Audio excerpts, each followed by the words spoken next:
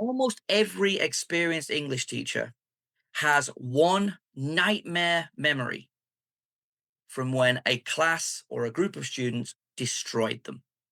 Now, I'm not talking about in terms of discipline. I'm not talking about unruly kids or teenagers.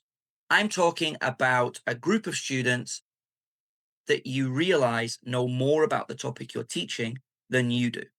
This happens to almost all of us when we are inexperienced teachers. We go in to teach something, usually grammar, and the students start asking questions and providing examples of why they are right. Ask any experienced teacher, and we probably have one piece of grammar that causes trauma. For me, it was the third conditional. Now, if you're not familiar with the third conditional, it is the conditional we use to talk about the past, how one event in the past caused another.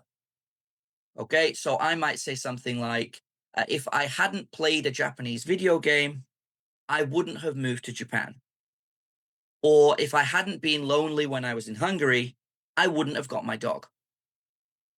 These are third conditional sentences. And I went into a class in Manchester when I'd been teaching for maybe 2 years and attempted to teach this to a group of upper intermediate students.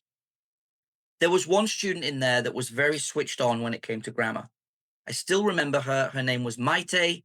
She was from Spain. She was a middle aged lady who was, I think, a PE teacher. And she'd come to Manchester to learn. And I started teaching the third conditional. And she was very lovely. At no point was she aggressive or, even after the lesson, she didn't complain, but she just tied me up in knots. And I realized that I still have a long way to go to become a top class teacher. Nowadays, there's very little, or there are very few questions that my students can ask me that I can't answer. The amount of research I've done, the amount of years I've been teaching, most questions I can field quite confidently. But on those occasions that I can't, and this is my big tip for you in this video, don't be afraid to say something like, that's a really great question.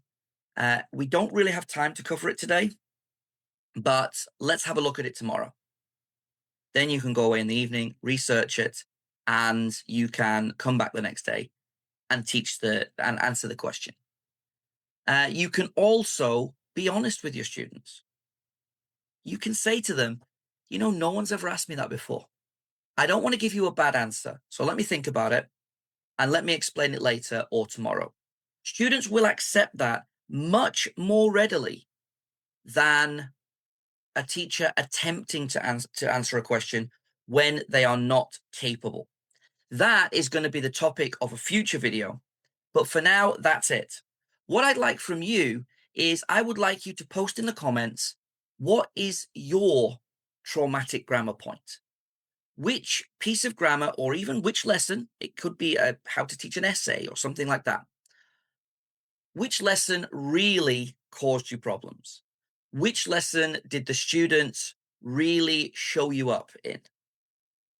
I'm curious. Mine is the third conditional. I have shared my experience. I would love to know yours. That's it for today. I hope you've enjoyed this video and I hope you'll join me again for the next one. In the meantime, take care.